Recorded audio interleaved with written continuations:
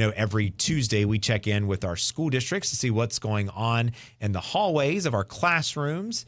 And boy, we have got a big update coming from the York School District. We're excited to have Amy Hagner. She's the Assistant Superintendent of Finance and Operations, again, for the York School District. And good morning to you, Amy. Good morning. Glad to be here. I know you have I know you have a board hearing or board meeting tonight, and it should just be presented by Amy Hagner because you're all over the agenda. I am the agenda tonight. Her show tonight.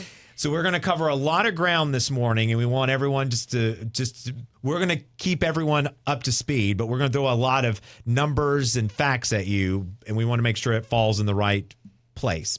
So let's first start tonight, Amy. You're going to do the first reading of your budget. So this is something that you work on. Walk us through how big your budget is and what are some of the bells and whistles that are included in this budget. Sure, absolutely. So this budget process starts back in January, February. We meet with our employees, our principals, and kind of hear their personnel capital request. And we have monthly budget meetings with our school board. And so tonight we'll have first reading of the budget. We're looking at about a $68 million budget. That's a huge increase. We're at $61 million this year. A lot of that is school districts. Of course, during COVID, a lot of districts received ESSER funds, and it's a round of federal funding. And we received a total of about $18 million in the last round in September of this year. So one of the biggest challenges we had was to determine the positions that we funded with ESSER, how are we going to handle those positions? So tonight we'll be taken to the school board.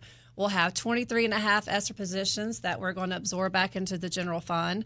And York is actually growing. We've got some homes, 2,300 homes scheduled in York over the next few years. And so we've got to plan for growth. We're starting to see new students from that. And so we've got 8 new positions in the budget for growth. So a big night with our first reading of our budget. Now, I know you mentioned ESSER, and this is the 3rd or 4th school district to mention this. So, again, you're all going through this. So ESSER stands for Elementary and Secondary School Emergency Relief. So, again, these were positions that were funded by the federal government during COVID because the world was upside down. That's and right. We needed some help. So now that funding has ended, school districts are now faced with the fact, if I'm understanding it correctly, either absorb these positions or sadly do away with them. But once you get accustomed to them, you need these That's individuals, right. and you don't sustain it. Yeah, you don't That's want right. to, put someone out that definitely is helping our student population in the classroom. That's right. Okay. In our case, it was a lot of the positions were our mental health counselors, and we know how important that is. And those are just some positions that you're not willing to sacrifice. And so our school board has been very supportive, and so we're going to absorb all 23 and a half of those positions back into our general fund. That's So fantastic. 23 of those, and then you're going to add 8 more. 8 new. more positions Okay. for growth. All right, so that's the first reading on your budget. And then within a school district, how many times does it go through a reading? So we'll have first reading tonight, and at their June board meeting, I'll have a public hearing prior to the board meeting, and then we'll have our second reading that evening. Okay. So just 2 readings for that. All right, so that's one piece of The pie. one piece of the pie. Thank you. Perfect. Thank you. The other piece of the pie is you will also present tonight a bond referendum in the discussion there. So walk us through this. What does this look like, Sure. Amy? Well, I have been in York School District for 18 years, and our enrollment has been relatively flat. We have hovered around 5,000 students, give or take some, over the years. So over the past couple years, our city has approved a lot of developments, and so our job is we've got to be ready for the students. That's what we're here for. We're here to educate our students. So we have a little over 2,300 homes slated. Some are complete, some are not. The city has a section on their webpage that keeps up with the percent complete of the developments. So the developments right now, there's 16 developments. They're 15% complete, and we received 85 new students so far. So you calculate that out. Once this is complete, the students are coming. And so we've got some capacity issues at our elementary school. We've got an elementary school and our middle school that's at 90% capacity or greater. We have a couple other elementary schools that we're kind of getting close to capacity. So we feel it's our job as a district to plan ahead. It's been a long time since our school board has passed a referendum. It was in 2007 for $85 million. That's when we built York Comprehensive High School and our Floyd D. Johnson Technology Center. So it's been a long time. So we are proposing, our board has not voted on anything. We are proposing a $90 million bond referendum. to go on the ballot this November. And so that'll be part of our conversation tonight with the school board. And some of those items under consideration include what? It looks like a renovation of the Pinckney Street Learning Center. That's right. So $90 million, unfortunately, as you know, this day and time is not going to build. We need an elementary and a middle school, but $90 million is not going to go very far. So we had to kind of think, okay, what is the best thing we can do that we can see, increase our levels of capacity at both of our schools? And so what we're doing, we're proposing an additional middle school. We have one middle school now.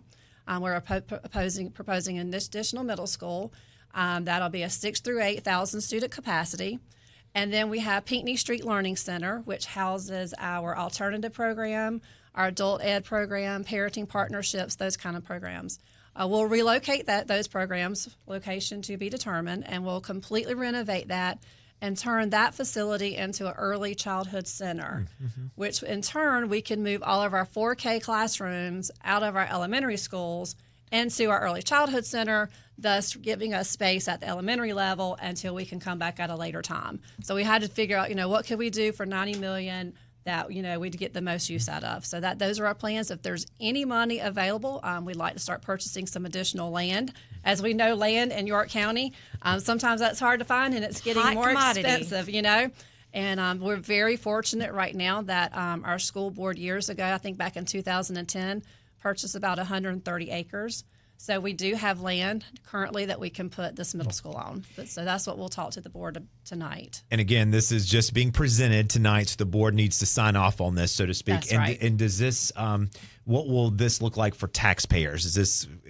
How will it impact them? So believe it or not, so it's a $90 million, and the increase would be a 9 mil increase on our debt service side. So our debt service millage is currently at 84 mils, so that would have to go up 9 mils. We ran a couple scenarios. And so for 4% property owners, we valued it at $100,000. So for every $100,000, it'll be a $36 increase per home on 4% property. We think that is very manageable. We looked at doing this same type thing a couple years ago. We were looking at $110 million, and it was going to cost 44 mils. So huge financial impact. And so we thought this is just not the right time. So now is the right time. Okay, so again, that's going to be presented also tonight during the York School Board meeting. And again, this is going to be the Amy show tonight. Amy Hagner is the Assistant Superintendent of Finance and Operations for the York School District. She's got a very late night tonight, but she's here bright and early today to walk us through a lot of these items. And the last item of business that you're going to present on is the Western York County Agriculture Arena.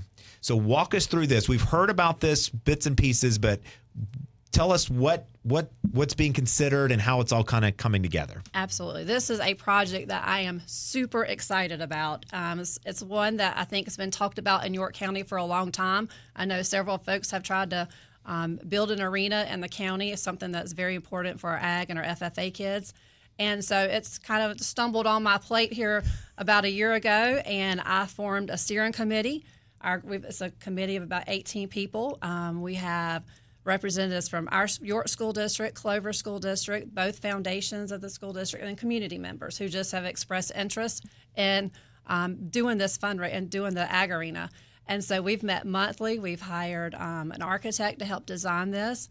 We've actually been very fortunate. We've gotten some seed money from our legislators. We have $1.25 million in seed money available. Unfortunately, that's not all that we need.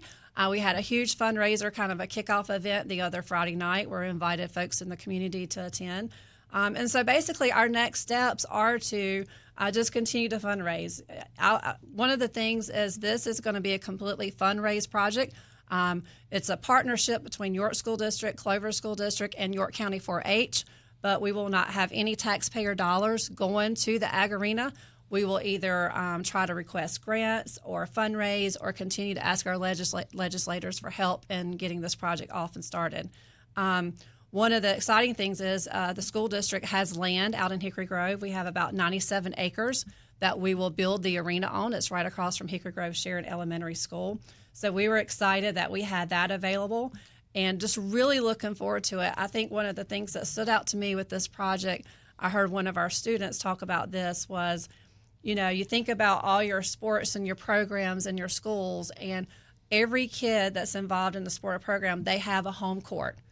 There's basketball team has a basketball court, and then you've got your football team and baseball and those kind of things.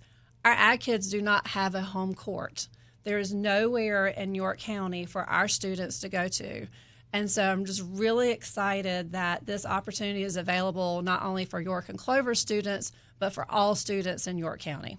Amen to you all for seeing that vision for sure. What is the timeline here? What is there, like 3 to 5 year build out, or 3 or less, or just when the funds are available? When the funds are available, we are going to start. We're going to start breaking ground. We're ready. We've got plans in place. We've already talked to the county. And Office of School Facilities will have to, because they see this as a school building, as a stadium, so we'll have to follow those rules and guidelines as well. So we're ready. We're sitting on go. We're just trying to fundraise.